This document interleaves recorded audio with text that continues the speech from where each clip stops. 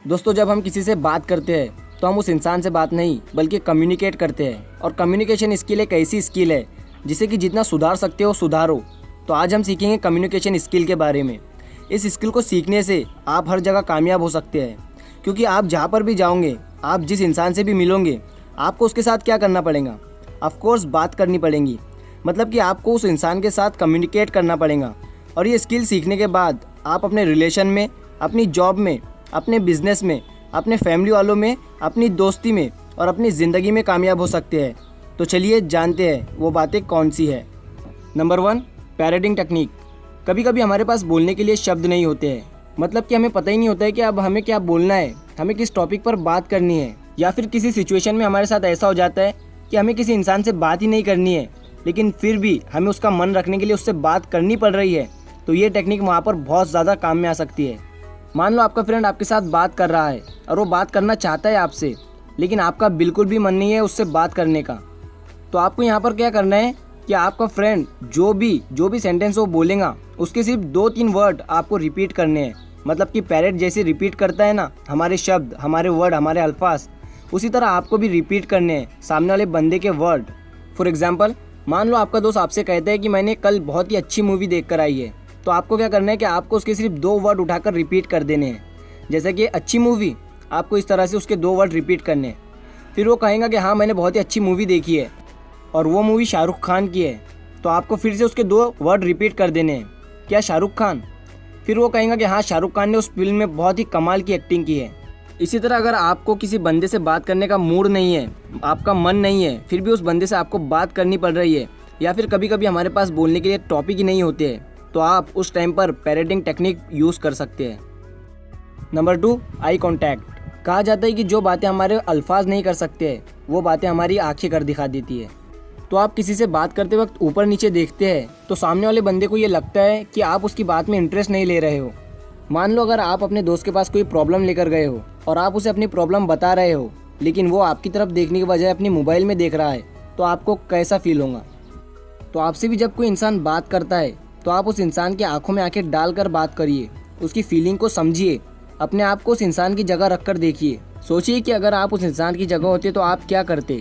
और eye contact करने से सामने वाले बंदे को ये लगता है कि आप उसकी बातें बहुत ही ध्यान से और अच्छे से सुन रहे हो। लेकिन मैं आपको यहाँ पर एक बात बता दूँ कि आपको ज़्यादा घूरना भी नहीं है, नॉर्मली बस उसके साथ आपको आई कांटेक्ट करना है। नंबर 3, इंटरेस्टिंग क्वेश्चन पूछिए। मान लो आपके शहर में एक नया मॉल बना है और आप उस मॉल में जाकर अपने दोस्त को बताते हो कि मैं उस मॉल में गया था, बड़ा ही शानदार मॉल है। तो उतने में आपका दोस्त आपकी बात काट कर अपनी बात बोलना शुरू कर देता है कि हाँ मैं भी उसी मॉल में गया था और मैंने वहाँ से टी-शर्ट खरीदी, मैंने ये सामान वहाँ से लाया। तो आपको कैसा फील होगा? आपको बहुत ही गलत फील होगा। और आपको गलत क्यों फील हुआ? क्योंकि आपके दोस्त ने आपकी बात कट करके अपनी बात शुरू कर दी। यही गलती हम भी करते हैं, सामने वाली बंदे की बात को पूरा नहीं सुनते हैं, उसकी बात ख़त्म होने से पहले ही हम अपनी कहानी सुनाना शुरू कर देते हैं, जिससे कि उसे भी बहुत ही गलत फील होता है। तो आपको क्या करना है? आपको इंटरेस्टिंग क्वेश्चन पूछने हैं उसकी बात के रिलेटेड, जिससे कि वो और भी ज़्यादा आपको बता सके। हम पहले का ही एग्जाम्पल लेते हैं। मान लो आपके शहर में एक नया मॉल बना है और आपका दोस्त उस मॉल में जाकर देख कर आता है और उसके बारे में आपको बताता है कि वो जो नया मॉल शुरू हुआ है ना, मैं वहाँ गया था। तो आपको ऐसा क्वेश्चन पूछना है कि अच्छा वहाँ पर और क्या क्या था। ये क्वेश्चन सुनने के बाद आपका फ्रेंड आपको उस मॉल के बारे में और भी बहुत कुछ बताने लगेगा। तो आपको इंटरेस्टिंग क्वेश्चन पूछते रहना है, जिससे कि सामने वाला बंदा रुके ना और वो अपनी बात बताता रहे। नंबर 4, अपने चेहरे पर स्माइल रखिए। देखिए, आप जब भी किसी इंसान से मिलते हैं तो उस इंसान की निगाहें आपके चेहरे पर होती है, आपके फेस पर होती है। और अगर ऐसे में आपने अपने चेहरे पर उदासी जमाई रखी तो आपका फ्रेंड भी आपसे मिलने के बाद उदास हो जाएगा, क्योंकि आपके अंदर की एनर्जी ट्रांसफ़र होती रहती है आपके सामने वाले बंदे या बंदी के अंदर। और आपके साथ ये बहुत बार हुआ होगा, आप किसी इंसान से मिलने गए होंगे और अगर वो इंसान गुस्से में होगा तो वो इंसान आपसे भी गुस्से में ही बात करेगा, और उसका इस तरह बात करने के बाद आपको भी ऑटोमेटिक गुस्सा आ जाएगा। अब इस एग्जाम्पल का एक पॉजिटिव एग्जाम्पल देखते हैं। मान लो अगर कोई इंसान आपसे लड़ने या झगड़ने के हिसाब से आया हो, लेकिन आप उसके हर सवाल का जवाब पॉजिटिव वे में दे रहे हो, अच्छे से दे रहे हो, स्माइल करके दे रहे हो, तो वो इंसान भी अंदर से स्माइल करने लगेगा और आपके अंदर की एनर्जी धीरे धीरे करके उसके अंदर ट्रांसफ़र हो जाएंगी और उस इंसान के अंदर जितना गुस्सा था वो धीरे धीरे करके ख़त्म हो जाएगा। नंबर 5, हौसला बढ़ाइए। अब मैंने आपसे कहा है कि आप हर इंसान को देखकर स्माइल करो, लेकिन ये सिचुएशन देखकर ही करना पड़ता है। मान लो अगर आपके दोस्त के घर में डेथ हो गई हो और आप उससे मिलने गए हो, तब आप उसे देखकर स्माइल कर रहे हो, तो ये बेवकूफ़ी हो जाएंगी। आपको उसका हौसला बढ़ाना चाहिए, उसे हिम्मत देनी चाहिए, उसके साथ अच्छी अच्छी बातें करनी चाहिए।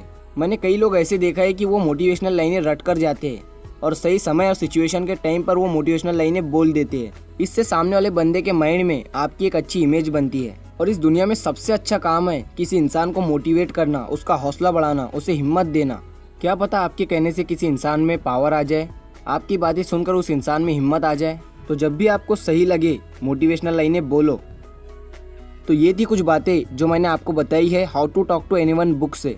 ये बातें आपकी ज़िंदगी में बहुत काम आएंगी। तो और भी सेल्फ इम्प्रूवमेंट वाले वीडियो देखने के लिए चैनल को सब्सक्राइब कर दीजिए। तो सीखते रहिए, सिखाते रहिए और ज़िंदगी में आगे बढ़िए।